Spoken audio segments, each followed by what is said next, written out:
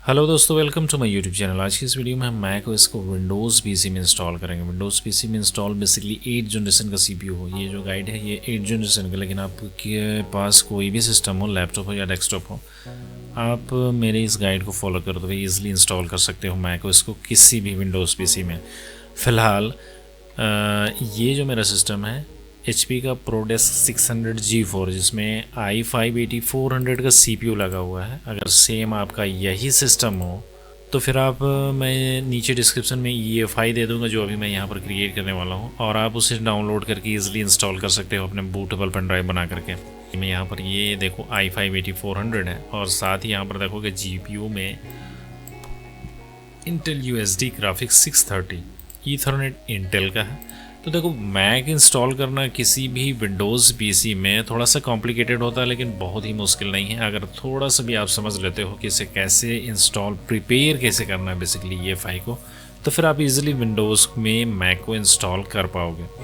तो इस वीडियो में कंप्लीट गाइड आपके साथ शेयर करूँगा कि कैसे आप मैक की रिकवरी को डाउनलोड करोगे, कैसे EFI बनाओगे, कैसे बूटेबल बनाओगे, और कैसे इंस्टॉल करोगे। और इंस्टॉल करने के बाद अगर कोई प्रॉब्लम आता है, जैसे कि ऑडियो काम नहीं कर रहा या ग्राफिक्स एक्सेलरेशन काम नहीं कर रहा, तो उसको सॉल्व कैसे करोगे, कैसे आइडेंटिफाई करोगे कि कौन सा प्रॉब्लम किसकी वजह से हो रहा है। तो देखते हैं ये वीडियो, इसमें मैं क्या क्या प्रॉब्लम फेस करता हूँ और उसे कैसे सॉल्व करता हूँ।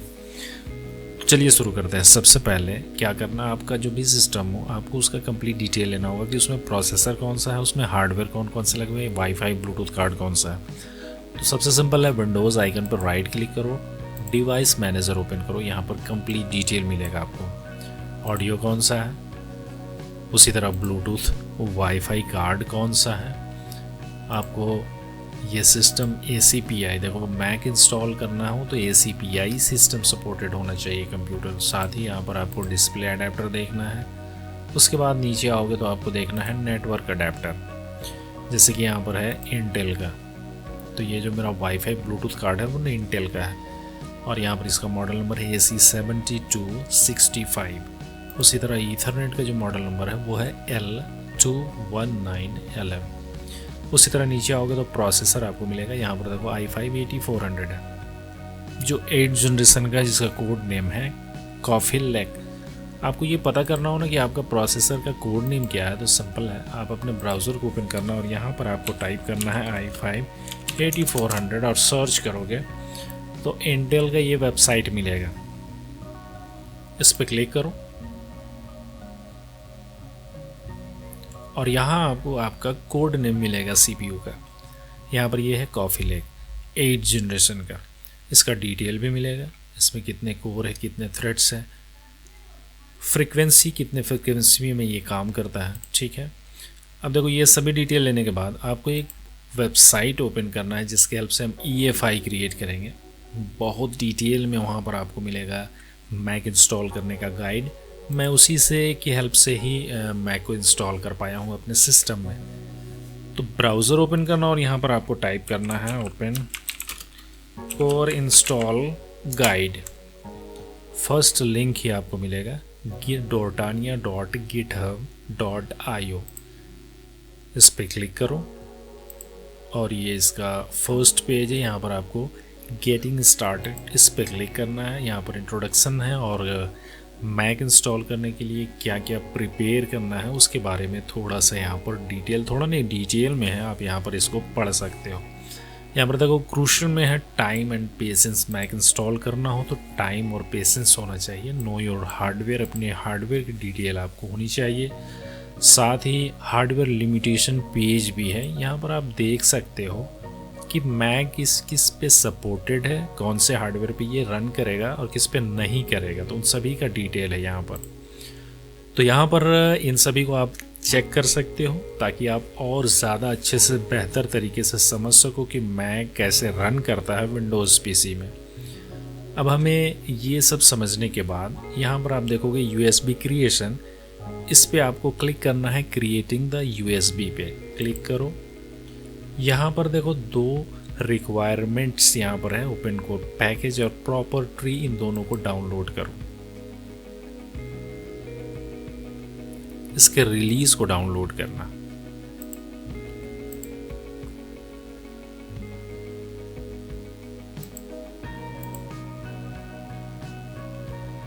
यहाँ पर अगर इस तरह का ये ब्लॉक कर दे विंडोज़ इसे, तो यहाँ पर आप 3 डॉट पे क्लिक करना और यहाँ पर कीप और कीप एनीवे डाउनलोड हो जाएगा ये। उसके बाद नीचे आओ मेकिंग द इंस्टॉलर, इस पे देखोगे यहाँ पर आपका विंडोज़ यूज़र के लिए गाइड है, लिनक्स के लिए और मैक यूज़र के लिए। तो यहाँ पर हम विंडोज़ पे हैं तो इस पर क्लिक करते हैं। अब एक 4 GB का यहाँ पर बोल रहा है, इस मेथड से आपको मिनिमम 4 GB का पेन ड्राइव हो तो आप उसको यूज़ में ले सकते हो। अब देखो यहाँ पर मैक रिकवरी हमें डाउनलोड करना है, इसके लिए पाइथन इंस्टॉल होना चाहिए सिस्टम में। तो पाइथन इंस्टॉल करना बहुत इजी है। अगर आपने पाइथन इंस्टॉल नहीं किया है तो अपने ब्राउज़र ऐप स्टोर को, माइक्रोसॉफ्ट का जो ऐप स्टोर है उसको ओपन करना और यहाँ पर पाइथन लिख के सर्च करना और सिंपली जो भी लेटेस्ट हो ना उसको यहाँ से डाउनलोड कर इंस्टॉल कर लेना। यहाँ पर ये मैंने पहले से डाउनलोड यानी इंस्टॉल इसे कर रखा है। आप यहाँ पर क्लिक करना और इसे इंस्टॉल कर लेना। उसके बाद क्या करना, हमें इसके रिकवरी को डाउनलोड करना है जो कि ओपन कोर पैकेज पे है। ये रहा ओपन कोर पैकेज, इसको एक्सट्रैक्ट करो।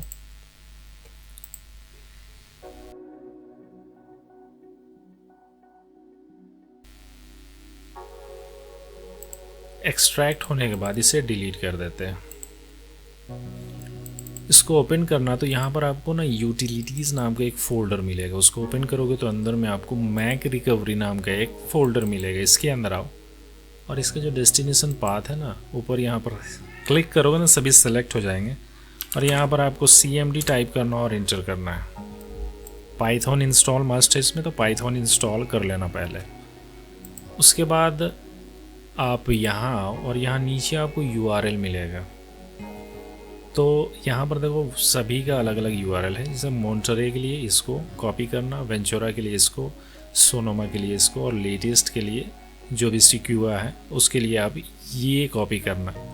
मैं सोनोमा इसमें इंस्टॉल करूँगा तो यहाँ पर देखो PY को छोड़ देना।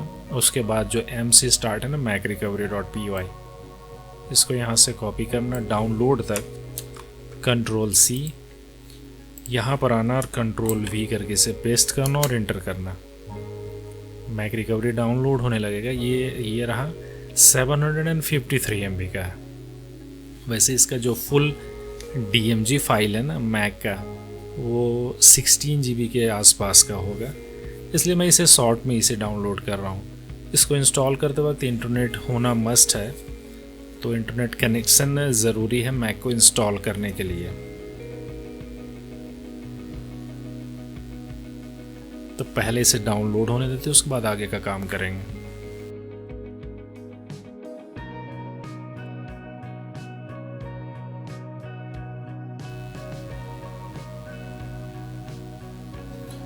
ओके, ये डाउनलोड हो गया है, इसको क्लोज करो और इसी के अंदर में आप देखोगे जो मैक रिकवरी के जो फोल्डर है ना, इसी के अंदर में आप देखोगे com.apple.recovery.boot ये फोल्डर एक क्रिएट हो जाएगा और इसी के अंदर में वो दोनों फाइल है जो हमें चाहिए, basesystem.dmg और basesystem.checklist। तो ये मैक रिकवरी डाउनलोड हो गया। अब ओपन कोर पैकेज पे ही आप देखोगे यहाँ पर 64 बिट और 32 बिट लिखा हुआ है। तो इसमें 64 बिट मेरा सिस्टम है, तो इसके अंदर में आना 64 बिट में और इस EFI को यहाँ से कॉपी करना और बाहर डेस्कटॉप पे पेस्ट करना। ये रहा।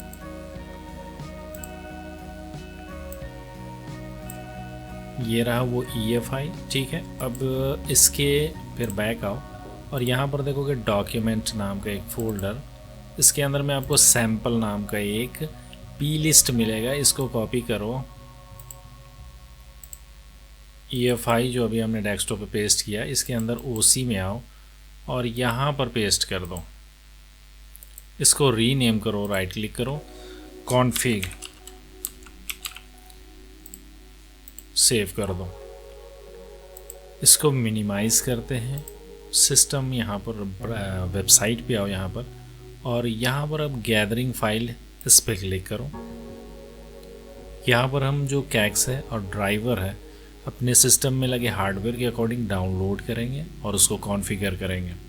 तो सबसे पहला यहाँ पर है फ्रेमवेयर, इस पर क्लिक करो।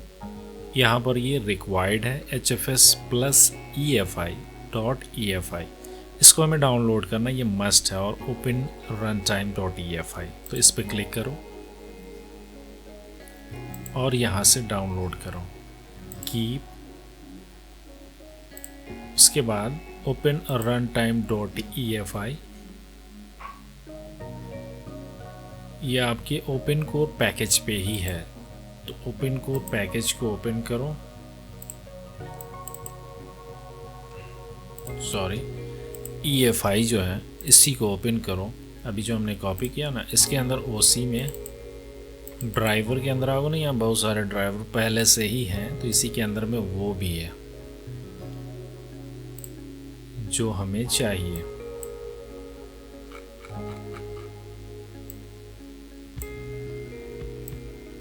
साइड बाय साइड कर लेते हैं, तो ये रहा।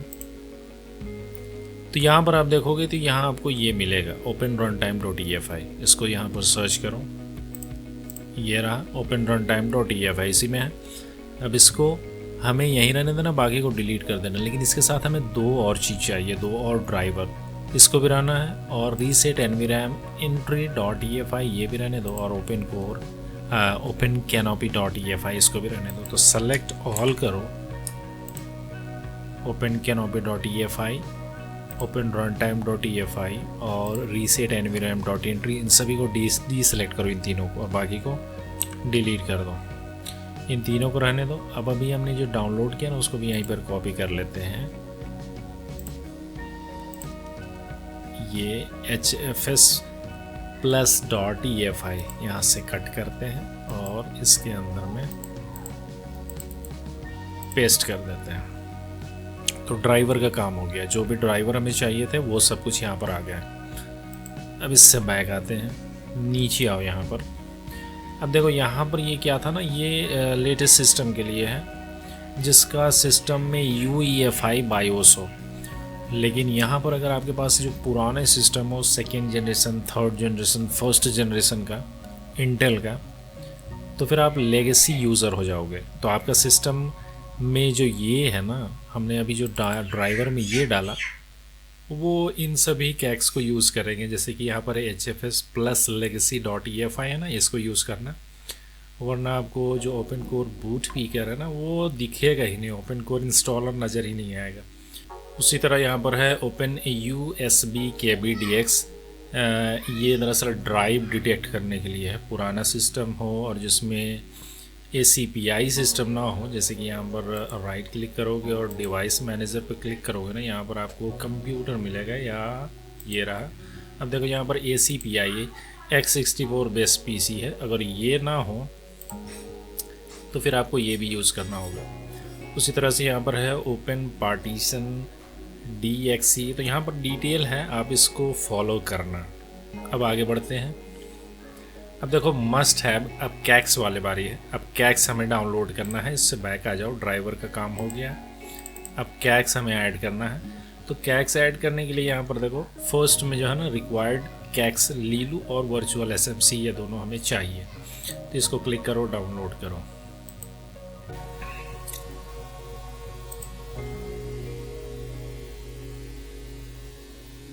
अब एक एक करके सभी को डाउनलोड कर लेते हैं, उसके बाद एक बार में ही यहाँ पर हम कॉपी करेंगे।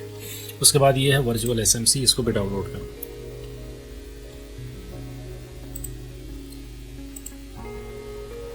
अब देखो यहाँ पर नीचे में आपको इसका कुछ डिटेल मिलेगा, ये क्या काम करता है। ये बेसिकली CPU टेम्परेचर सबको मॉनिटरिंग करता है। ये AMD बेस्ड CPU के लिए नहीं है। AMD बेस्ड CPU हो आपका तो आप ये डाउनलोड करना, ये नहीं। SMC processor.cax की जगह में SMC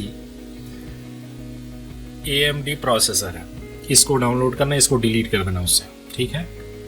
उसके बाद यहाँ पर ये भी चाहिए GPU के लिए SMC Radeon सेंसर, तो इस कैक्स को भी यूज़ करना अगर AMD का हो तो। उसके साथ ही यहाँ पर देखना क्या क्या है। SMC Super IO.cax है, ये क्या काम करता है ये भी देख लो। ये फ़ैन स्पीड को मॉनिटर करता है। SMC Light Sensor.cax basically laptop के लिए डिस्प्ले के ब्राइटनेस को कम ज़्यादा करने में ये हेल्प करता है।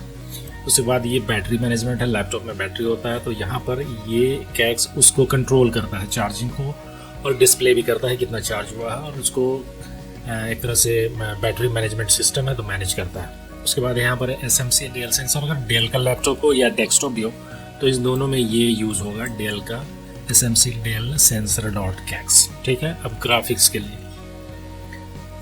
लिए वॉच एवर ग्रीन चाहिए तो इसको भी डाउनलोड कर लो।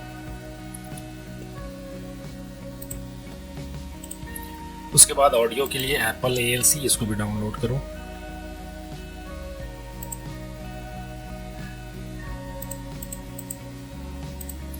नीचे आओ, यहाँ पर ईथरनेट के लिए आपके पास वायर्ड इंटरनेट हो तो आपको ये भी कैक्स यूज़ करना होगा। जैसे कि मेरे में इंटेल का वायर्ड ईथरनेट कनेक्शन है जो इंटेल का है, तो यहाँ पर इंटेल माउस ही है ना, ये मैं डाउनलोड करूँगा। ये भी आप देख सकते हो यहाँ पर डिवाइस मैनेजर पे, यहाँ पर आप नेटवर्क में अडेप्टर पे आओगे ना तो यहाँ पर आपको ईथरनेट का मिलेगा। ये मॉडल नंबर है L219LM।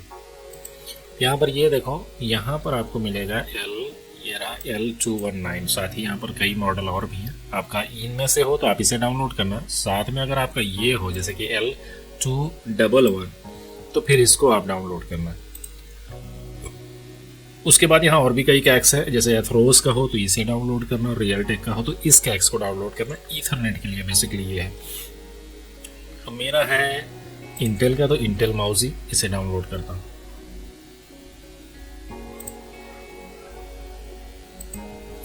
फिर नीचे आओ, यहाँ पर कैक्स का काम हो गया है ईथरनेट का। अब USB का, यहाँ पर ये जो कैक्स दिख रहा है और ये टूल, इन दोनों का हम यूज़ करेंगे। कैक्स पे क्लिक करो, रिलीज पे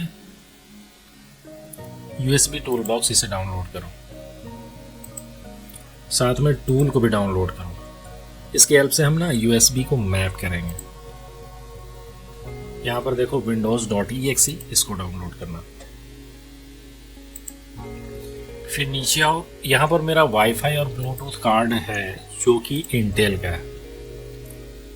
यहाँ पर नेटवर्क अडेप्टर में देख सकते हो, यहाँ पर ये रहा वायरलेस इंटेल का ड्यूल बैंड वायरलेस AC 7265 है, तो ये इंटेल का है। तो यहाँ पर देखो ब्लूटूथ के लिए यहाँ पर ब्लूटूथ फिक्स है ना, इसको डाउनलोड करो।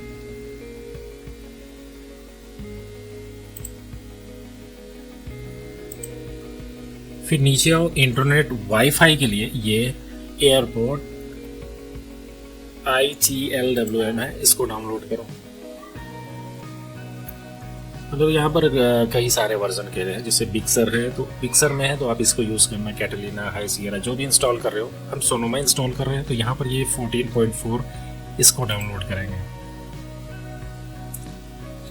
यहाँ पर कुछ कोई कैक्स डाउनलोड नहीं हो तो कीप करना, सॉरी कीप सोमोर में कीप एनीवे, ठीक है। उसके बाद नीचे ब्लूटूथ फ्रेमवेयर यहाँ से डाउनलोड करना है।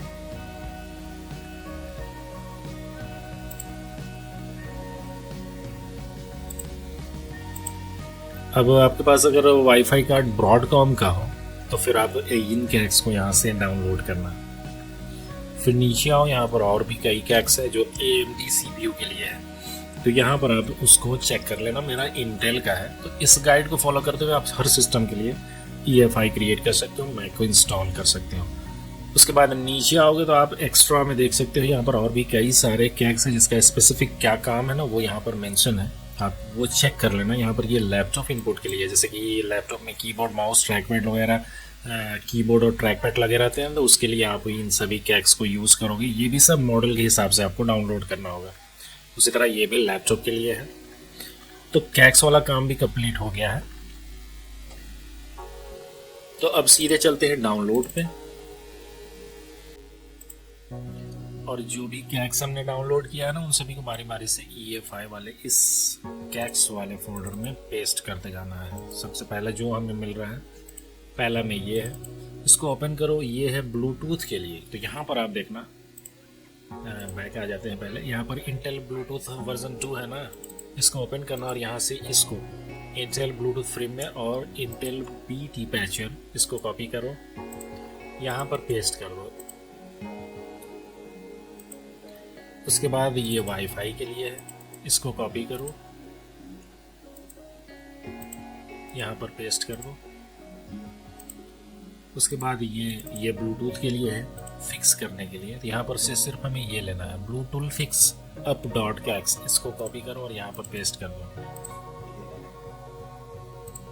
उसके बाद USB टूल बॉक्स, ये भी ज़रूरी है, ये भी हमें चाहिए, इसको कॉपी करो, यहाँ पर पेस्ट करो। उसके बाद इंटेल माउस ईथरनेट के लिए है, इसको भी कॉपी करो, यहाँ पर पेस्ट कर दो। उसके बाद है एप्पल ALC, इसको यहाँ पर एप्पल ALC डॉट कैक्स, सिर्फ इसे कॉपी करना। ये अलग से जो DSYM है ना, इसको मत कॉपी करना, सिर्फ डॉट कैक्स हो जिसमें, उसको कॉपी करना। उसके बाद है वॉटएवर ग्रीन, इसके भी डॉट कैक्स, कॉपी करो, पेस्ट करो। साथ में आपको और भी कई कैक्स मिलेंगे, लेकिन उन सभी को नहीं कॉपी करना, मिक्स मत करना इन सभी को। यहाँ पर जैसे DSYM है ना, इसको मत करना, सिर्फ डॉट कैक्स होगा ना, उसी को कॉपी करना। उसके बाद है वर्चुअल SMC, इसके अंदर आपको कैक्स का फोल्डर मिलेगा और उसमें कई सारे कैक्स मिलेंगे। जैसे कि मैंने बताया, अगर आपका डेल का लैपटॉप हो तो सबको कॉपी करना और यहाँ पर पेस्ट करना, और अगर डेल का डेस्कटॉप हो तो फिर डेल सेंसर आपको इसमें से कॉपी करना है, और बाकी ये 3। देखो यहाँ पर जो लाइट सेंसर और बैटरी मैनेजमेंट, ये लैपटॉप के लिए यूज़ होते हैं। मेरा डेस्कटॉप है और ये डेल का नहीं है, HP का है, तो मैं सिर्फ इन तीनों को कॉपी करूँगा। यहाँ से जो नीचे है ना, वर्चुअल SMC सुपर IO और SMC प्रोसेसर डॉट कैक्स, बस यही 3 हमें चाहिए। इसको यहाँ पेस्ट करो। डेल का हो और लैपटॉप हो तो सबको करना, ठीक है। अब लीलू, इसको कॉपी करते हैं, डॉट कैक्स वाले सभी को कॉपी करना। उसके बाद हो गया, सभी कैक्स को हमने यहाँ पर कॉपी कर लिया है। अब देखो यहाँ पर ये जो windows.exe, ये जो हमने डाउनलोड किया था ना, इसके हेल्प से हम USB को मैप करेंगे। अगर इसको मैप ना करें ना तो विंडोज़ में मैक को अच्छे से आप इंस्टॉल नहीं कर पाओगे, हो सकता है कि फेल हो जाए इंस्टॉलेशन।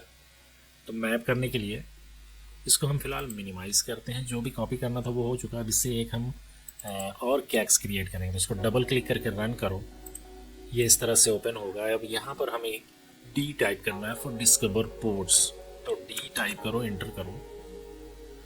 तो ये अब पोर्ट्स को डिस्कवर करेगा, जितने भी पोर्ट्स अभी कनेक्टेड है ना, यहाँ पर ये देखो, ये सभी आपको ग्रीन ग्रीन दिखाई देगा। तो ये जो है ना कीबोर्ड, माउस और ये इंटरनल जो ब्लूटूथ वाईफाई कार्ड कनेक्टेड है ना, वो तीनों यहाँ पर शो हो रहे हैं। अब आप क्या करो, एक पेन ड्राइव लो जो वो USB 3.0 वाले पोर्ट पे कनेक्ट करना हो, और अगर आपके पास USB 3.0 वाला पेन ड्राइव हो तो बहुत अच्छा होगा कि आप उससे उसको कनेक्ट करो उसी से। लेकिन मेरे पास दोनों है, और ना हो तो फिर सबको उसी एक पेन ड्राइव से कनेक्ट करना। मेरे पास जैसे कि एक पेन ड्राइव, अभी मैं इसको अपने सिस्टम में जितने भी पोर्ट्स हैं ना उससे कनेक्ट कर रहा हूँ बारी बारी, और 5 सेकेंड के लिए छोड़ दो, ठीक है। ये उसको मैप कर लेगा। फिर उसको रिमूव करो, दूसरे पोर्ट से कनेक्ट करो।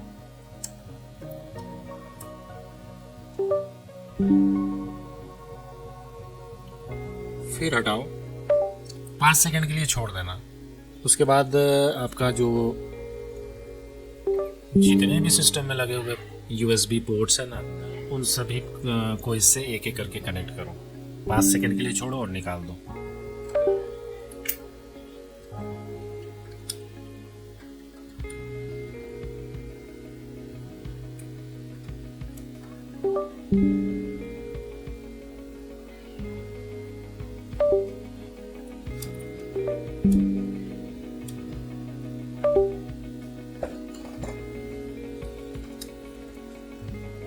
तो ऐसे एक एक करके सभी पोर्ट्स में अपना पेन ड्राइव को कनेक्ट करो, 5 सेकंड के लिए छोड़ दो।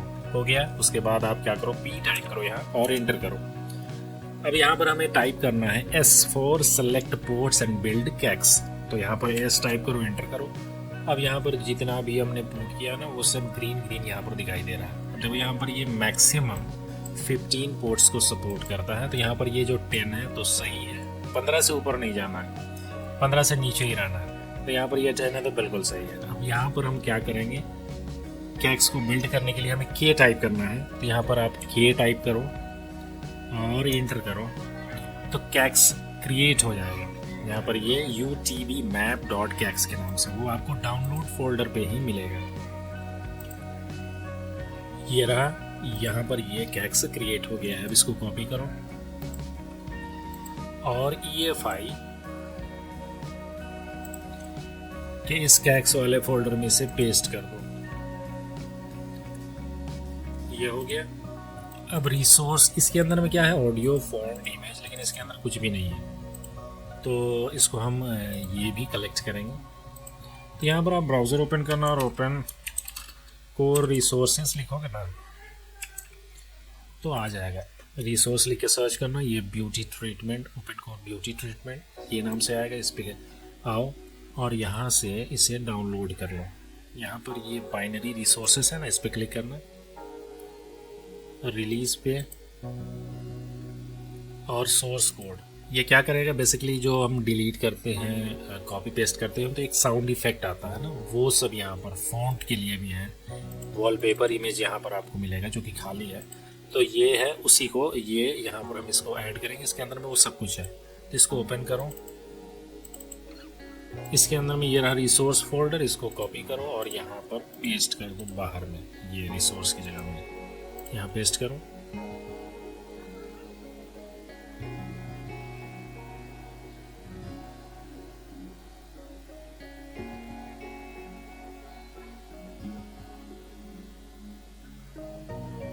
ये हो गया। अब इसके अंदर में देखोगे ना, ऑडियो भी आपको मिलेगा, ये रहा, फॉन्ट भी मिलेंगे, इमेज भी मिलेगा, जो भी इमेज हो इसके अंदर में। तो ये ब्यूटी ट्रीटमेंट है।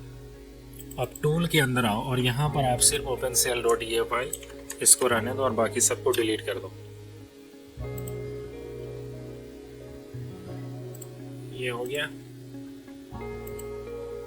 अब SSDT के बारे, यानी कि ACPI, इस फोल्डर के अंदर भी अभी खाली है। अब हमें यहाँ SSDT भरना है, तो अब बारी है ACPI का। ACPI यहाँ पर ये रहा, ACPI SSDTs है, इसका भी डिफरेंट वर्क है, तो ये भी आपको डिटेल मिलेगा इसमें कि ये क्या क्या करता है। तो यहाँ पर देखो इसका डिटेल क्या है, यहाँ पर ये डेस्कटॉप है और यहाँ पर सिर्फ उसका कोड नेम है जनरेशन के हिसाब से। यहाँ पर मेरा क्या है, कॉफी लेक है, आपका जो कोड नेम आप उसके इंस्ट्रक्शंस को फॉलो करना।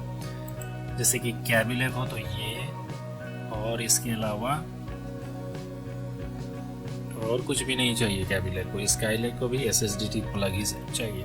मेरा कॉमेट लेक है, सॉरी कॉफ़ी लेक है, तो कॉफ़ी लेक के लिए क्या चाहिए, SSDT प्लग। तो इस पर क्लिक करो। ये क्या करता है देखो, यहाँ पर इसका डिटेल भी है, फिक्सिंग पावर मैनेजमेंट, तो ये पावर मैनेज करता है CPU का। यहाँ पर आपको प्री बिल्ट भी मिलेगा और SSDT टाइम एक टूल है, इसके हेल्प से आप इसे क्रिएट भी करोगे, लेकिन आप प्री बिल्ट ही यूज़ करना है। यहाँ पर प्री बिल्ट पे क्लिक करो, इस पे क्लिक करो और इसको डाउनलोड करो। फिलहाल जितने भी SSDT हमने डाउनलोड, फिलहाल जितने भी कैक्स जो हमने यूज़ कर रखा है ना, उन सभी को हम यहाँ से रिमूव कर देते हैं, उसका आपको कोई काम नहीं है।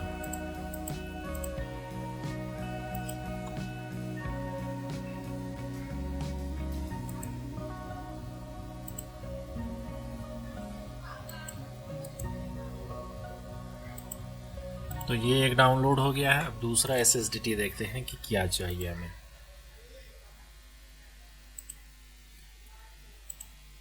अब दूसरा हमें चाहिए कॉफ़ी लेक के लिए, ये रहा SSDT AWAC, और साथ ही हमें ये भी चाहिए SSDT EC USBX। तो इस पर क्लिक करो, यहाँ प्री बिल्ड पे आओ। यहाँ पर देखो डेस्कटॉप के लिए दो तरह के हैं, लैपटॉप के लिए भी दो तरह के हैं, स्काई लेक और न्यूअर CPU और AMD का भी हो तो आप ये यूज़ करना, और ब्रॉडवेल और उससे पुराना वर्जन का CPU हो तो आप ये यूज़ करना। लैपटॉप में भी कुछ वही कंडीशन है। मेरा डेस्कटॉप स्काई लेक से ऊपर का वर्जन है, तो मैं इसे डाउनलोड करूँगा।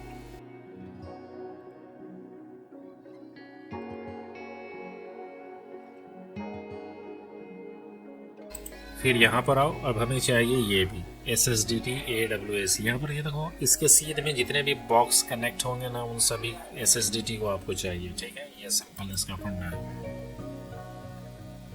प्री बिल्ड पे क्लिक करो। यहाँ पर भी दो कंडीशन है। ज़्यादातर यूज़र इसको यूज़ करेंगे, लेकिन अगर आपका जो मदरबोर्ड हो वो X99 चिपसेट वाला हो या X299 तो फिर आप ये यूज़ करना। मेरा ये नहीं है तो इसको डाउनलोड करेंगे।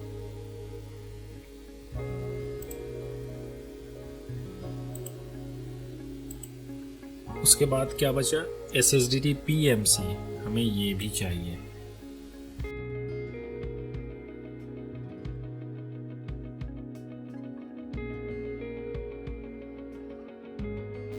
तो सभी कैक्स हमने डाउनलोड कर लिया जो मेरे CPU के अकॉर्डिंग चाहिए था।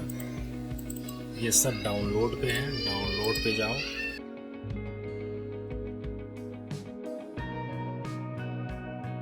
अब इन सभी को यहाँ से कॉपी करो, EFI की ACPI वाले इस फोल्डर में पेस्ट कर दो। ये हो गया।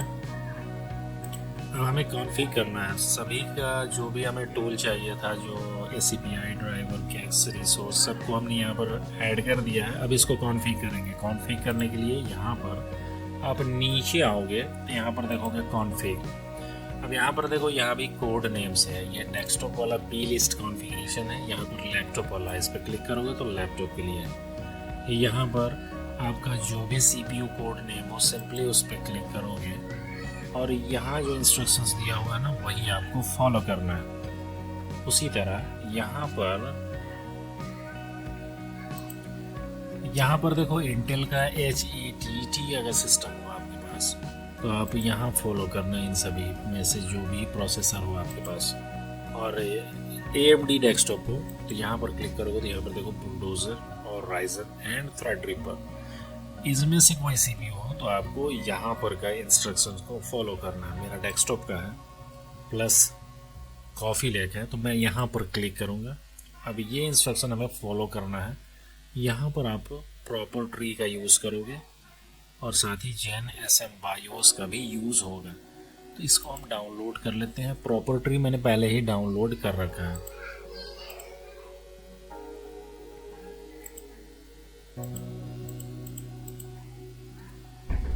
अब प्रॉपर ट्री को ओपन करो।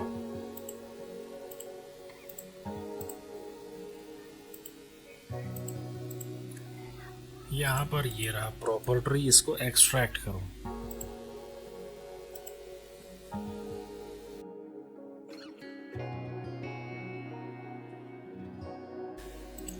प्रॉपर ट्री को ओपन करोगे तो यहाँ पर आपको विंडोज़ बैच फाइल मिलेगा प्रॉपर ट्री का। इस पर डबल क्लिक करके ओपन करो इसको। यहाँ पर मोर पे क्लिक करना और रन एनीवे। ये रन होने लगा। इसको मिनिमाइज करना और जो EFI है ये रहा। इसके अंदर में ये जो plist है ना इसको इसके अंदर ओपन करना है। तो यहाँ पर आप फाइल पे क्लिक करना, ओपन।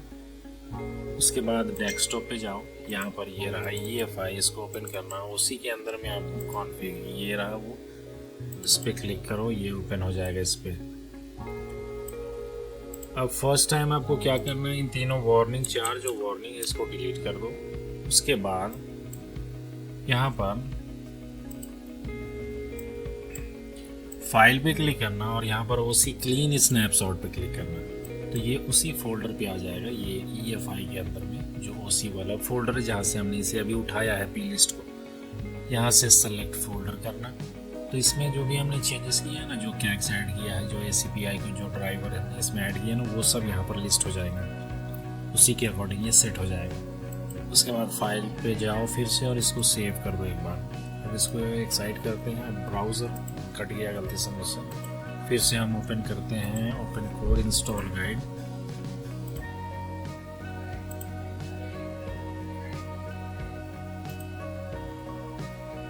और ये कॉन्फ़िग पे यहाँ पर मेरा कॉफ़ी लेकर मैं इसको ओपन करता हूँ। ठीक है, प्रॉपर ट्री हमने डाउनलोड, JNSM BIOS हमने डाउनलोड किया कि नहीं पता नहीं, डाउनलोड कर लेते हैं एक बार।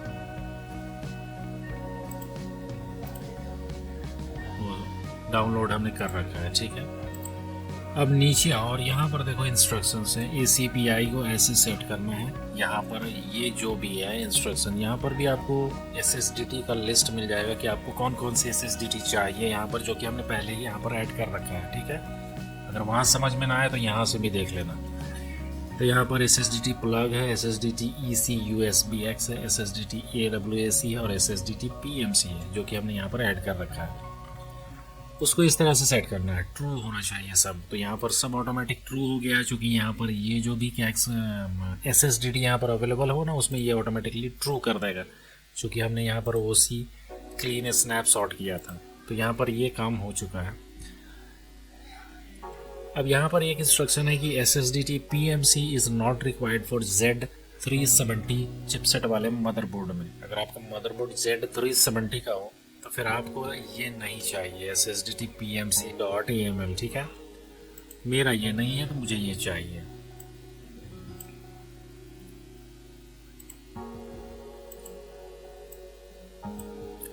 उसके बाद नीचे बढ़ते जाओ और सारे इंस्ट्रक्शंस को आपको फॉलो करते जाना है। यहाँ पर अब बूटर के अंदर में जो भी है हमें यहाँ पर वही करना है। तो अभी फ़िलहाल इसका काम हो गया है, तो इसको हम यहाँ से मिनिमाइज करो।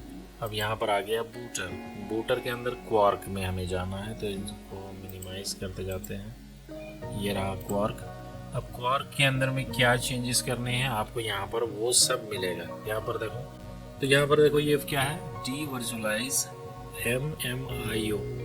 तो यहाँ पर ये है, इसको आपको ट्रू करना है। तो यहाँ पर डबल क्लिक करोगे ना फॉल्स के पास में, तो यहाँ पर आपको ऑप्शन मिलेगा ट्रू और फॉल्स चूज करने का। तो यहाँ पर ट्रू कर देना। उसी तरह यहाँ पर एनेबल राइट एंड प्रोटेक्टर, आपको यहाँ से एनेबल राइट एंड प्रोटेक्टर ये यहाँ पर फॉल्स होना चाहिए। तो यहाँ पर ट्रू है तो यहाँ पर फॉल्स कर देना। तो बस इसी तरह सारे इंस्ट्रक्शंस को आपको फॉलो करना है और ये फाइल क्रिएट करना है।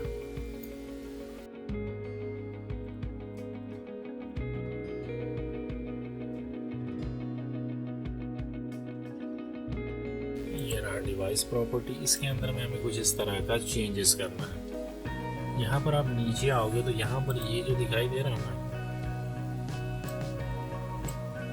बिल्कुल यहाँ पर वही हमें करना है। तो यहाँ पर क्या करो, यहाँ पर जो ऐड है ना, इस पर क्लिक करना और राइट क्लिक करना और यहाँ पर न्यू चाइल्ड अंडर ऐड पर क्लिक करो। यहाँ पर न्यू स्ट्रिंग नाम का एक लाइन बन जाएगा। आपको ये जो यहाँ पर ये जो भी कोड लिखे हुए दिख रहे हैं ना, इसको कॉपी करो और यहाँ पर डबल क्लिक करना और यहाँ पर पेस्ट कर देना। स्ट्रिंग है ना, स्ट्रिंग को चेंज करके यहाँ पर डिक्शनरी सेट कर देना। उसके बाद क्या करना, इसी के ऊपर राइट क्लिक करना और यहाँ पर new child under PCI root, इस पर क्लिक करना और यहाँ पर आपको ये वैल्यू, ये जो भी कोड है यहाँ पर, इसको कॉपी करना और यहाँ पर पेस्ट कर देना। स्ट्रिंग को हटा के डाटा कर देना और यहाँ पर आपको देखो नीचे कुछ कोड्स दिए हुए हैं। यहाँ पर ये जो है ना, ये आईडी है, प्लेटफॉर्म आईडी है AAPLIG, इसको कॉपी करना और यहाँ पर पेस्ट करना। अब इसको एक बार समझ लो ये क्या है। यहाँ पर देखो, अगर आप डेस्कटॉप का जो iGPU यानी कि प्रोसेसर मदरबोर्ड से ही वीडियो आउटपुट लेना चाहते हो तो इस आईडी को यहाँ से कॉपी करके यहाँ पर पेस्ट करना। और अगर आपके पास कोई डेडिकेटेड GPU हो तो फिर आपको ये कोड यूज़ करना है। जैसे कि कोई ग्राफिक कार्ड हो आपके पास जो मैक को सपोर्ट करता हो, जैसे कि AMD का ग्राफिक कार्ड जो RX 480 580 जो भी हो, जो मैक को सपोर्ट करता हो, तो फिर आप इस कोड को यहाँ पर यूज़ करना। लेकिन मेरे पास कोई सपोर्टेड ग्राफिक कार्ड नहीं है, मैं इसी CPU से ही इसके iGPU से ही वीडियो आउटपुट लूँगा, मदरबोर्ड के डिस्प्ले आउटपुट से। तो इसलिए मैं ये कोड को यूज़ कर रहा हूँ। उसके बाद नीचे आओ, यहाँ पर ये देखो, ये कुछ फ्रेम बफर है, मतलब कि आपका जो डिस्प्ले है ना वो अच्छे से रिस्पॉन्स करे। उसके लिए भी कुछ और चेंजेस हैं, आप चाहो तो ये कर सकते हो। यहाँ पर ये जो हमने बनाया, उसके बाद हमें इन तीनों को भी इसमें ऐड करना है। इन दोनों को, एक तो हमने ऐड कर दिया, दूसरा है फ्रेम बफर पैच इनेबल जो भी है। यहाँ पर आप क्लिक करना और राइट क्लिक करके फिर से एक न्यू चाइल्ड क्रिएट करना। ये बन गया है यहाँ पर, अब बारी है इसका। तो इसको यहाँ से कॉपी करो, यहाँ डबल क्लिक करो, पेस्ट कर दो, इसको फिर चेंज कर दो डाटा में और इस कोड वैल्यू को यहाँ से कॉपी करना और यहाँ पर पेस्ट कर देना। थर्ड वाले को भी कॉपी करो, यहाँ पर फिर से राइट क्लिक करो और एक नया चाइल्ड क्रिएट करो, उसके बाद यहाँ पेस्ट करो, फिर इसको डाटा में चेंज करो और ये कॉपी करो यहाँ से और इसको यहाँ पर पेस्ट कर दो। तो ये हो गया। अब नीचे आओ, इसको छोड़ दो, ये ऑडियो के लिए वो हम बाद में करेंगे। लेकिन हाँ, यहाँ पर एक चीज़ और है, ये जो एप्पल ALC सपोर्ट कोड देख रहे हो ना, इस पर क्लिक करोगे ना, ये हम आगे इसको कॉन्फ़िगर करेंगे। लेकिन आप यहाँ पर लेआउट आईडी देख सकते हो ऑडियो के लिए, जो कि हम बाद में देखेंगे। फिलहाल हम इसे क्लोज करते हैं। ये इंस्टॉल होने के बाद इन सभी का काम आएगा। अब आते हैं कर्नेल पे। यहाँ पर इसका काम हो गया है, ये रहा कर्नेल। कर्नेल के अंदर में हमें क्या क्या चेंज करना है कॉर्क में इसका।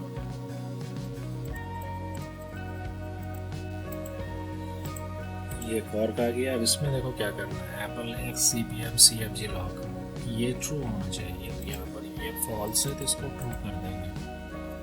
उसके बाद है कस्टम SM BIOS गाइड, ये फॉल्स होना चाहिए। और डेल और सोनी या VIAO का सिस्टम हो तो इसको इनेबल रखना। लेकिन यहाँ पर ये मेरा सोनी का नहीं है, ना ही डेल का है, तो मैं इसे डिसेबल ही रखूँगा। कस्टम SM BIOS गाइड को, कस्टम SM BIOS गाइड ये फॉल्स है तो ठीक है। उसके बाद disable IO mapper, disable IO mapper, ये ट्रू कर दो। इसे डबल क्लिक करो, ट्रू कर दो। उसके बाद लैपिक कर्नेल पैनिक, लैपिक कर्नेल पैनिक, ये फॉल्स हो। लेकिन अगर HP का सिस्टम यूज़ कर रहे हो तो इसको ट्रू करना है। मेरा HP का है तो मैं इसे ट्रू कर दूंगा। तो इसी तरह सभी इंस्ट्रक्शंस को फॉलो करना है।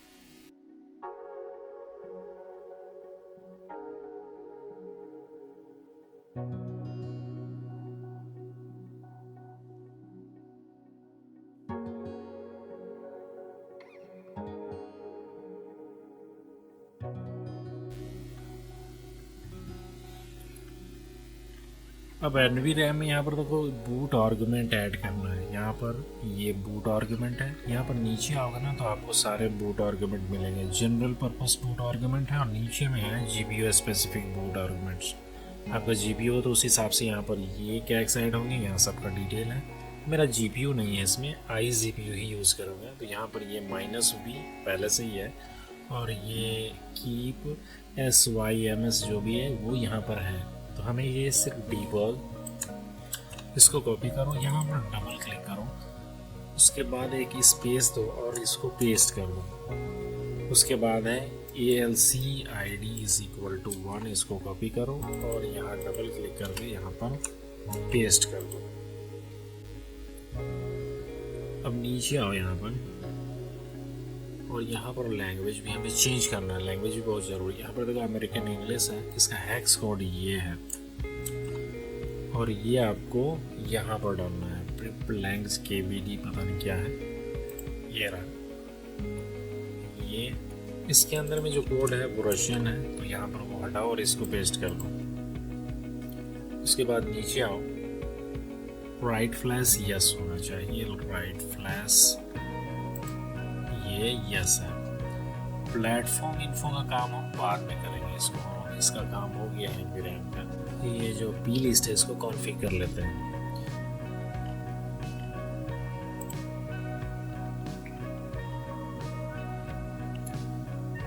तो इसको अभी यहाँ पर रहने देते हैं। हमारी है UEFI का। नीचे आओ, यहाँ पर UEFI है। इसके अंदर में क्या क्या चेंज करना है वो आप यहाँ पर ड्राइवर में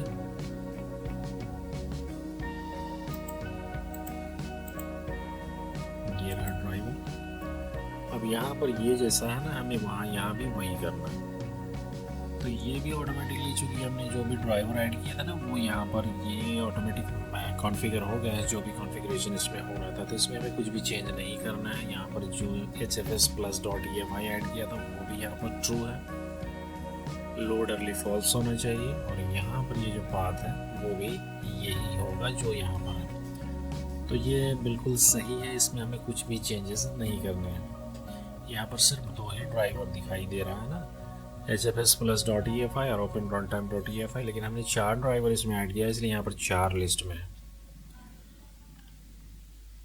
उसके बाद नीचे ड्राइवर का भी काम हो गया है। अच्छा, यहाँ पर रिस्ट्रिक्शंस में आप चाहो तो चेंज कर सकते हो। नो रिस्ट्रिक्शंस के लिए यहाँ पर जैसे कि आई सिएरा के लिए यहाँ पर मिनिमम वर्जन और मिनिमम डेट है, लेकिन अगर -1 और -1 हम यहाँ पर कर दें APFS वर्जन में, जो कि ऊपर है, ये रहा APFS, इसको ओपन करना और मिनिमम डेट को -1 कर देना और मिनिमम वर्जन को भी -1 कर देना। अनरिस्ट्रिक्टेड हो जाएगा ये, ताकि आप इसमें कोई भी ऑपरेटिंग सिस्टम को इंस्टॉल करो तो उसको अनकम्पैटिबल ना बोले ये। तो ये हो गया, अब बस सब कुछ हो गया।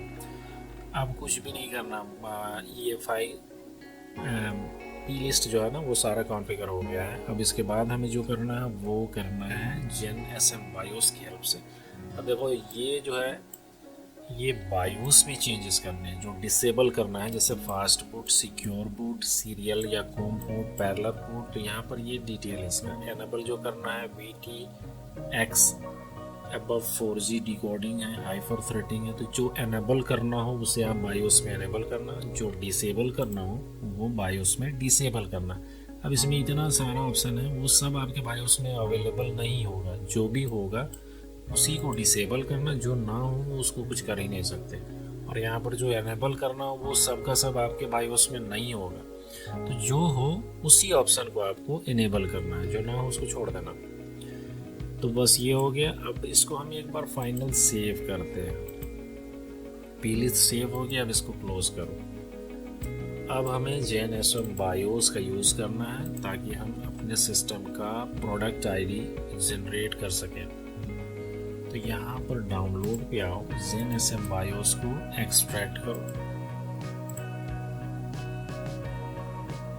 इसको ओपन करो। यहाँ पर GenSM BIOS Windows batch file को रन करो, मोर रन एनीवे।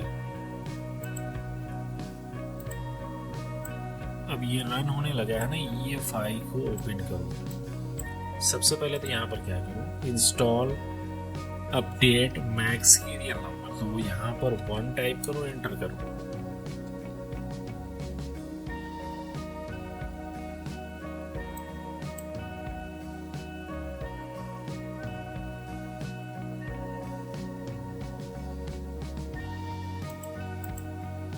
उसके बाद यहाँ पर select config.plist है नंबर 2 पे, तो यहाँ पर 2 टाइप करो, एंटर करो।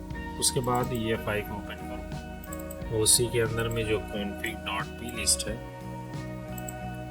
इसको पकड़ो यहाँ से और यहाँ उठा के ड्रैग कर दो यहाँ। उसके बाद एंटर करो, ये यहाँ लोड हो जाएगा। ये EFI इसमें लोड हो गया है। अब हमें क्या करना है, जनरेट करना है SM BIOS। तो नंबर 3 पे है, तो यहाँ पर 3 टाइप करो, एंटर करो। अब यहाँ पर हमें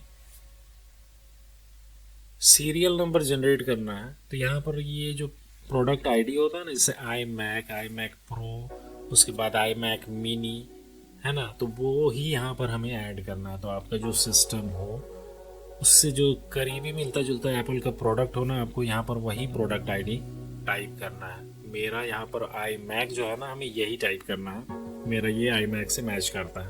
तो यहाँ पर हम टाइप करेंगे iMac 19,1 और एंटर करो। तो यहाँ पर ये iMac के हिसाब से serial number, board serial, system UEID और एप्पल रोम, इन सभी को ये जनरेट कर देगा और साथ ही साथ इस प्लेलिस्ट में ऐड भी कर देगा। तो ये यहाँ पर ऐड हो गया है, लेकिन हमें इस सीरियल नंबर को चेक करना है। अगर ये सीरियल नंबर किसी और भी मैक डिवाइस पे हो तो फिर हम इस सीरियल नंबर को चेंज करके नया से जनरेट करेंगे। तो यहाँ पर ऊपर में ही आपको SM BIOS है, ये रहा। यहाँ पर देखो एप्पल चेक कवरेज पेज है, इस पर क्लिक करो। इस सीरियल नंबर को, ये जो सीरियल नंबर आया है ना, इसको कॉपी करो, यहाँ पेस्ट कर दो, कैप्चा फिल करो और सबमिट करो। यहाँ पर please enter a valid serial number आ जाए तो बिल्कुल सही है। ये किसी भी डिवाइस में लिस्ट नहीं है, तो हम इसको यूज़ कर सकते हैं। नहीं तो दोबारा से आपको नया से जनरेट करना होता है ये सीरियल नंबर वगैरह को। तो इसका काम हो गया है, इसको क्लोज कर देते हैं।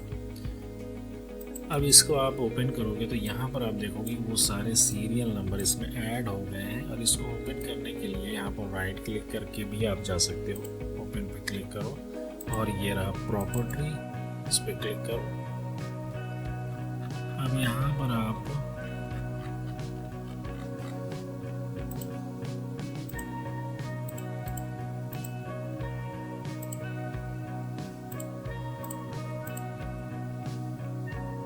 प्लेटफॉर्म इन्फो पे आओगे तो आप देखोगे वही सारे सीरियल नंबर इसमें ऐड हो गए हैं, iMac 19,1 और वो सब कुछ जो भी यहाँ पर फिट होना था।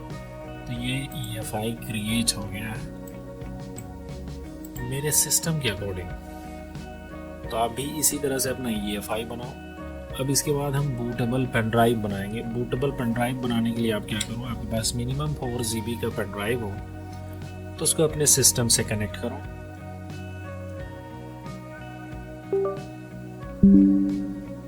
जैसे कि यहाँ पर ये मेरा एक पेन ड्राइव है।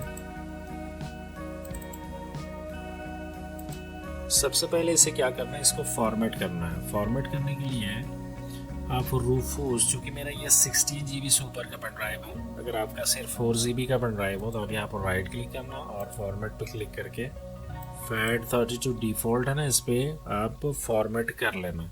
लेकिन अगर 16 GB या उससे ऊपर का पेन ड्राइव आप यूज़ करते हो तो आप इसको फॉर्मेट रूफूस की हेल्प से करना।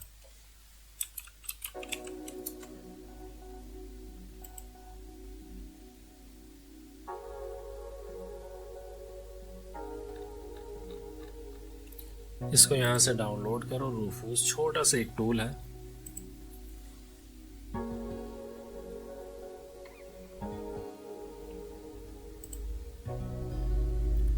इसको डबल क्लिक करके रन करो, यहाँ से यस करो, यहाँ भी यस करो। अब आपका पेन ड्राइव यहाँ पर शो होगा। अब यहाँ पर क्या करना, इस पर क्लिक करना और नॉन बूटेबल, बूट सिलेक्शन में नॉन बूटेबल सेलेक्ट करना और उसके बाद यहाँ से स्टार्ट में क्लिक करना। आप चाहो तो यहाँ पर नाम दे सकते हो, जो भी वॉल्यूम लेवल देना है। मेरा यहाँ मैक इंस्टॉल है, यही ठीक है, इसी को रहने देते हैं और ओके करते हैं।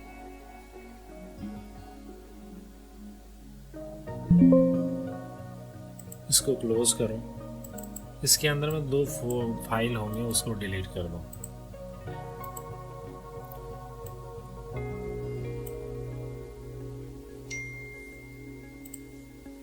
अब डाउनलोड पे जो ओपन कोर पैकेज है उसके अंदर में रिकवरी डाउनलोड है, उसको खोलो। यहाँ से यूटिलिटीज के अंदर मैक रिकवरी, और इसको ये जो है com.apple.recovery.boot, इसको यहाँ से कॉपी करो, यहाँ पेस्ट करो पेन ड्राइव पे।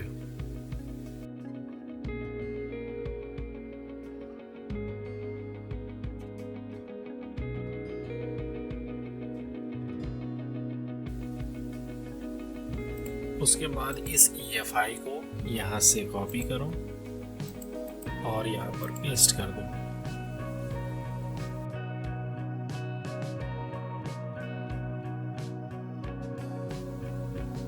तो बूटेबल पेन ड्राइव अब रेडी है मैक को इंस्टॉल करने के लिए।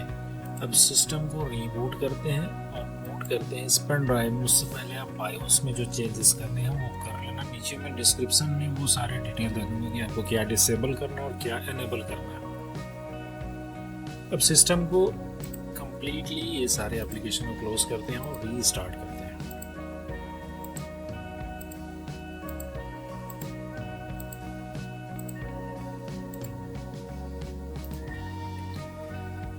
अच्छा, सिस्टम रीस्टार्ट करने से पहले एक काम हमें और करना है। यहाँ पर एक स्पेस क्रिएट करो जिसमें मैक को इंस्टॉल करेंगे। तो यहाँ पर ये जो ड्राइव है मेरा C ड्राइव, ये NVMe है। मैं इसी में मैक को भी इंस्टॉल करना चाहता हूँ विंडोज़ के साथ में। तो इसको इससे एक स्पेस निकालेंगे जिस पे मैक इंस्टॉल करेंगे। तो उसके लिए आप यहाँ पर दिस PC पे राइट क्लिक करके मैनेज पे जा सकते हो। फिर यहाँ से डिस्क मैनेजमेंट,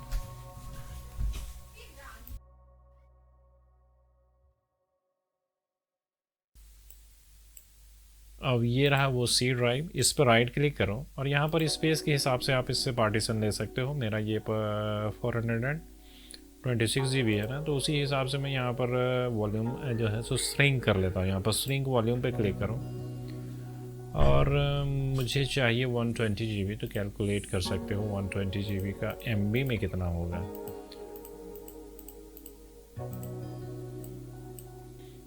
तो यहाँ पर वही अमाउंट ऐड करते हैं 122880।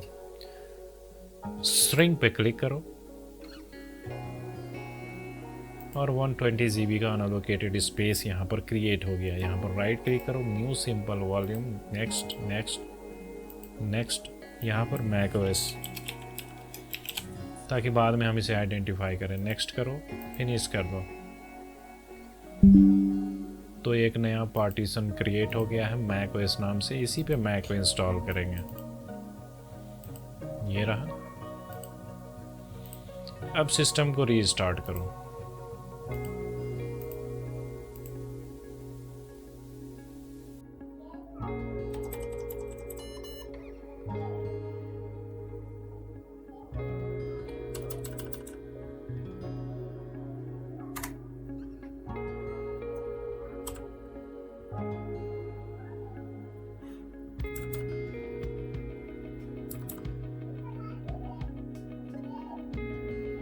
अगर आपके पास सेम यही सिस्टम है तो फिर एडवांस में आना और ज़्यादा कुछ नहीं, सिक्योर बूट कॉन्फ़िगरेशन में legacy support disable and secure boot disable ये कर देना।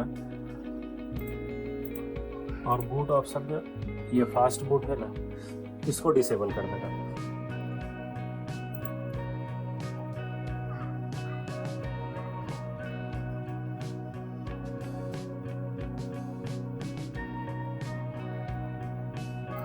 और बाकी कुछ भी नहीं करना, ठीक है। उसके बाद इसको सेव चेंजेस एंड एग्जिट पे क्लिक करना, यस करना।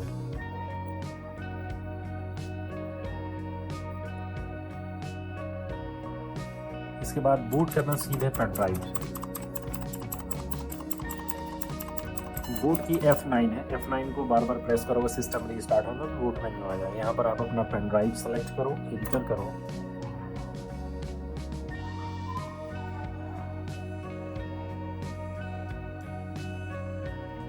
स्पेस अपने कीबोर्ड की स्पेस की क्लिक करोगे तो ये फुल मेन्यू आ जाएगा। यहाँ पर मैक इंस्टॉलर एक्सटर्नल DMG है ना, इसको सेलेक्ट करते हुए यहाँ पर ये सेलेक्ट है पहले से ही, इंटर प्रेस करो।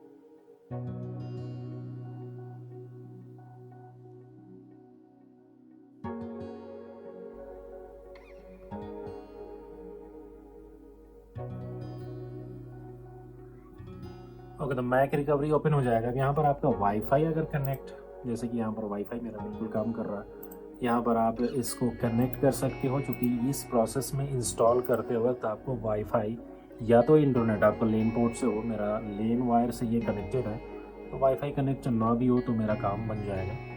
तो ठीक है, इसको जो है सो आप यहाँ से अपना जो पासवर्ड है वो डाल करके कनेक्ट कर लेना। मैं इसको डिसेबल कर दे रहा हूँ ताकि जो मेरा ईथरनेट है इंटरनेट उसी की हेल्प से जो ज़्यादा फास्ट होता है, जिससे मैं जल्द से जल्द इसे इंस्टॉल कर पाऊँगा। इसलिए मैं ईथरनेट वायर्ड इंटरनेट का ही यूज़ कर रहा हूँ। आप वाईफाई, आपके पास वायर कनेक्शन ना हो तो वाईफाई यहाँ से कनेक्ट कर लेना। उसके बाद यहाँ पर डिस्क यूटिलिटी ये चूज़ करना, कंटिन्यू पे क्लिक करना। यहाँ पर आपको जो आपने ड्राइव का नाम दिया था ना, जो पार्टीशन क्रिएट करके, वो यहाँ पर शो हो जाएगा। जैसे यहाँ पर मैक ओएस ये शो हो रहा है, बट अगर ये शो ना हो तो यहाँ पर आप व्यू पे क्लिक करना और शो ऑल डिवाइस क्लिक करना। तो जितने भी ड्राइव आपके सिस्टम से कनेक्टेड है ना वो शो हो जाएंगे, और हो सकता है अगर वो हिडन हो तो यहाँ पर आपको वो शो हो जाएगा। तो यहाँ पर तो ये मेरा पहले से ही दिख रहा था, तो बस इसको आपको सेलेक्ट करना है और यहाँ पर इरेज का ऑप्शन देख रहे हो, इस पर क्लिक करो। मैक ओएस यही नाम रहने दो। उसके बाद यहाँ पर APFS फॉर्मेट में APFS चूज़ करना और इसको इरेज कर देना। यहाँ पर कोई गलत ड्राइव चूज़ करके इरेज मत कर देना, वरना उसमें जो भी डाटा होगा ना वो सारा कुछ डिस्ट्रॉय हो जाएगा। ओके, फॉर्मेट डन हो गया है, तो यहाँ पर डन पे क्लिक करो, इसको क्लोज करो और री इंस्टॉल मैक ओएस सोनोमा ये सेलेक्ट करो और कंटिन्यू पे क्लिक करो। कंटिन्यू।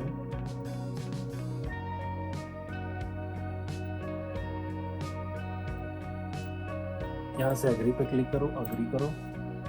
अब जो पार्टीशन हमने फॉर्मेट किया था ना वो यहाँ पर शो हो जाएगा। मैक ओएस यही है, इसी को हमने फॉर्मेट किया। अदर डिवाइस को, अदर ड्राइव को आप सेलेक्ट भी नहीं कर सकते क्योंकि ये अभी इस फॉर्मेट को ही माउंट करता है यहाँ पर। ठीक है, ये सेलेक्ट हो गया, कंटिन्यू पे क्लिक करो और ये इंस्टॉल होना शुरू होगा। इसमें बहुत टाइम लगता है इंस्टॉल होने में, तो थोड़ा पेशेंस रखें जब तक ये कंप्लीट ना हो जाए। बस सिस्टम रीस्टार्ट इस दौरान कई बार होगा, हर बार आपको पेन ड्राइव से ही बूट करना है।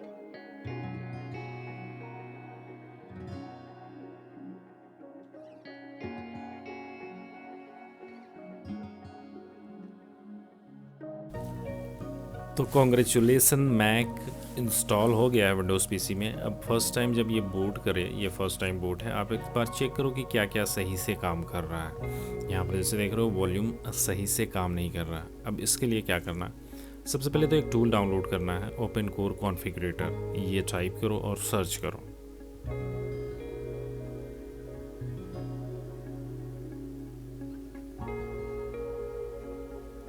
फर्स्ट लिंक ही इसका आपको मिल जाएगा, आप यहाँ से इसे डाउनलोड कर लो।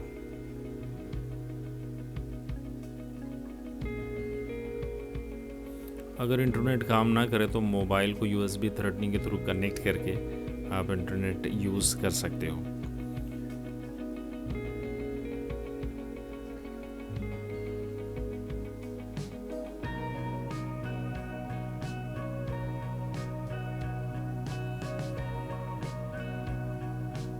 एप्लीकेशन डाउनलोड हो गया है, इसको डेस्कटॉप पे मूव करते हैं और फर्स्ट टाइम कोई भी एप्लीकेशन ओपन करना तो राइट क्लिक करके ओपन करना।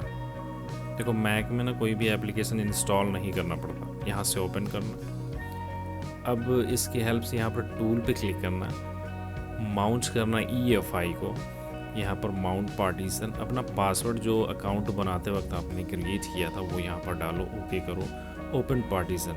तो EFI पार्टीशन यहाँ पर ओपन हो जाएगा। यहाँ पर देखो EFI के अंदर बूट और माइक्रोसॉफ्ट है। अब ये हमारा बूटेबल पेन ड्राइव है जिसमें मैक ओएस के लिए हमने EFI क्रिएट किया था। इसको ओपन करो और इसके अंदर में आप बूट और OC देखोगे। इन दोनों फोल्डर को कॉपी करो और यहाँ EFI के अंदर में पेस्ट कर दो, रिप्लेस कर दो।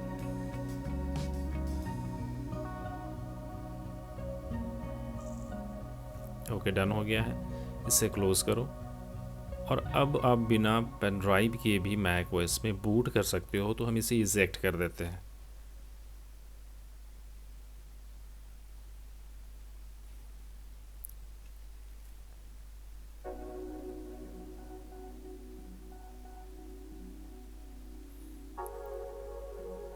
अब जैसे कि वॉल्यूम काम नहीं कर रहा है तो इसके लिए भी हम एक टूल का हेल्प लेंगे, जिसकी हेल्प से हम एप्पल का जो ALC कोडेक नेम है वो जानेंगे। इसके लिए हम हैकिंग टूल इसको डाउनलोड करेंगे।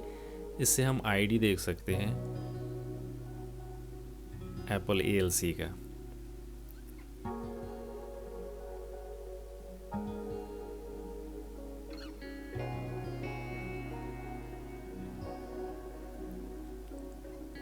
तो ये भी डाउनलोड हो गया है। इससे डेस्कटॉप पे लाते हैं और जैसा कि मैंने बताया फर्स्ट टाइम कोई भी एप्लीकेशन को आप राइट क्लिक करके ओपन करोगे तो फर्स्ट टाइम में ही ये ओपन हो जाएगा। सेटिंग में आपको जाने की ज़रूरत नहीं है। सिक्योरिटी, एप्पल सिक्योरिटी से ब्लॉक कर देता है।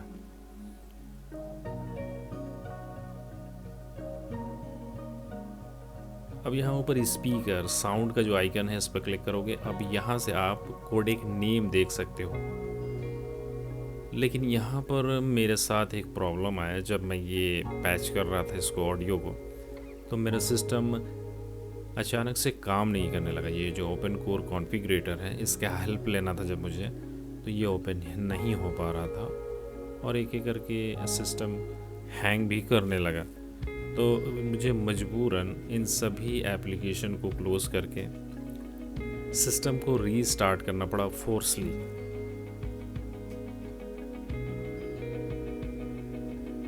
जैसे कि आप यहाँ देख सकते हो।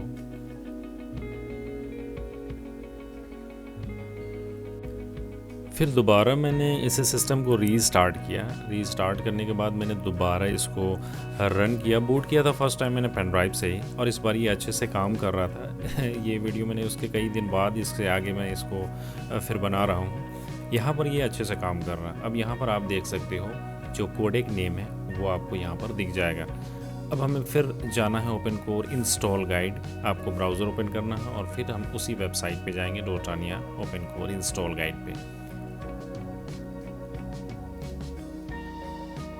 यहाँ कॉन्फ़िग पे फिर से जाओ अपना। यहाँ पर आपको डिवाइस प्रॉपर्टी ये सर्च करना है, चूँकि इसी जगह हमें वो लिंक मिलेगा एप्पल ALC सपोर्ट कोड्स का।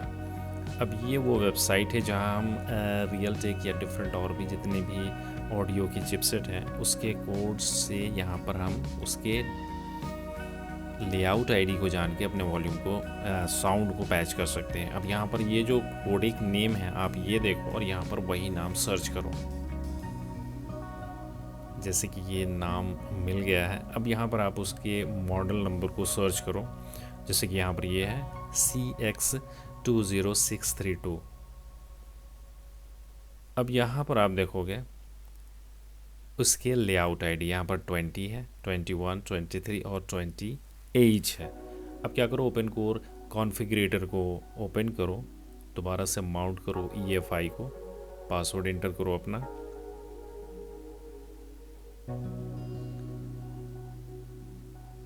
config.plist इसको ओपन करो कॉन्फ़िगरेटर में। यहाँ से NVRAM पे आओ, यहाँ से थर्ड नंबर का UUID और यहाँ पर आपने ALCID = 1 देख रहे हो ना, इसको हटाओ और 20 डाल दो। जो लेआउट आईडी में जितने नंबर हैं एक एक करके ट्राई करना। यहाँ पर मैं फर्स्ट 20 डालता हूँ, इसको सेव करता हूँ और सिस्टम को रीस्टार्ट करता हूँ।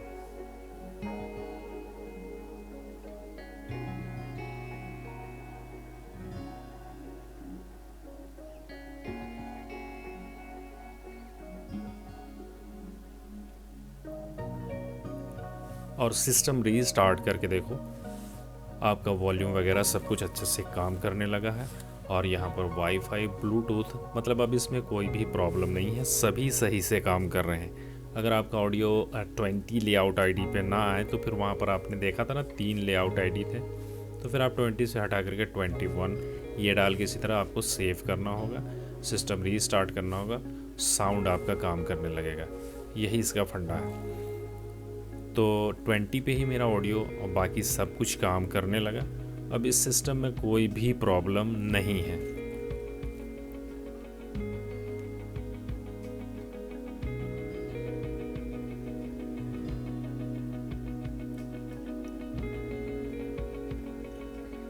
तो इस वीडियो को बनाने में मुझे काफ़ी टाइम लगा, कई बार मैं इसे आधे पे छोड़ दिया, लेकिन फाइनली मैं इस वीडियो को कंप्लीट कर पाया आपके लिए।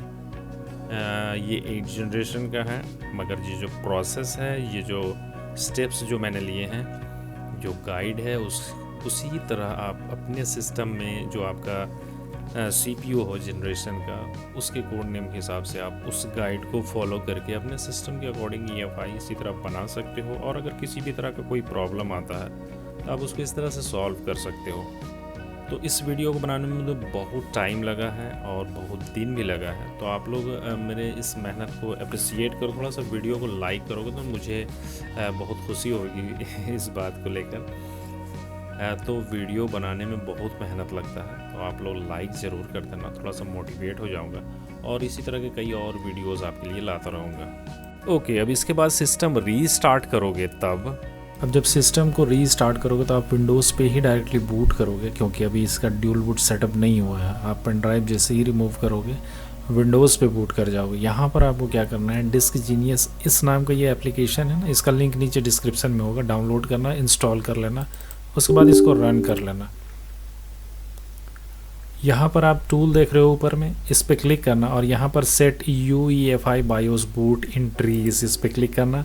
अब यहाँ पर देखो बूट मैनेजर, यहाँ पर से आप नया बूट एंट्री ऐड कर सकते हो। जैसे आप यहाँ पर देखो ऐड का ये जो ऑप्शन है इस पर क्लिक करना, उसके बाद यहाँ पर क्लिक करना पार्टीशन में और यहाँ आपको पार्टीशन चूज़ करना है ESP, इस पर क्लिक करना। यहाँ पर EFI मिलेगा, इसको ओपन करना। इसके अंदर में ये जो बूट है इसको ओपन करना और ये बूट x64.EFI इसको ओपन करना सेलेक्ट करके, ये यहाँ पर ऐड हो जाएगा। इसका नाम दो macOS, उसके बाद इसको सेव कर दो, ओके कर दो। इसको मूव अप कर दो फर्स्ट में, ताकि ये फर्स्ट में सिस्टम बूट करे तो इसी पे बूट करे, विंडोज़ बूट मैनेजर पे बूट ना करे। उसके बाद इसको क्लोज़ करो। सिस्टम को अब रीस्टार्ट करोगे तो आप डायरेक्ट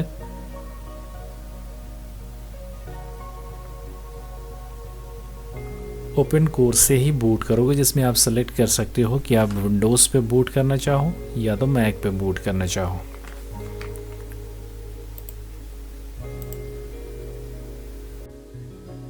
तो फाइनली macOS विंडोज़ PC पे कम्प्लीटली इंस्टॉल हो गया है। तो ये था कंप्लीट प्रोसेस जिसकी हेल्प से आप macOS को विंडोज़ PC में इंस्टॉल कर सकते हो और इसको कम्प्लीटली कॉन्फ़िगर कर सकते हो। इसमें कोई भी प्रॉब्लम आए उसको सॉल्व कैसे करना है। उम्मीद करता हूँ कि आपको ये समझ में आया होगा कि जो भी मैंने इस वीडियो में आपके साथ शेयर किया। हाँ, फाइनली लास्ट में आप ये भी करना कि प्ले लिस्ट को अपना ओपन करना, मिसलिनियस में आना और यहाँ पर जो बूट पीकर है ना, इसको बिल्ट इन से एक्सटर्नल कर देना। तो इससे क्या होगा कि आपका जो बूट मेन्यू जो आएगा विंडोज़ और मैक को चूज़ करने का, वो थोड़ा सा चेंज हो जाएगा, जो थोड़ा ज़्यादा अट्रैक्टिव है। बड़ा आइकन उसमें आ जाएगा डिस्प्ले में आपको, जिससे आपको हेल्प ज़्यादा होगा विंडोज़ और मैक में स्विच करने में। तो उम्मीद करता हूँ कि आपको ये वीडियो पसंद आया हो। पसंद आया हो तो लाइक करना, मेरे चैनल पे पहली बार आए हो सब्सक्राइब करना। मिलते हैं अगली वीडियो में, तब तक के लिए गुड बाय।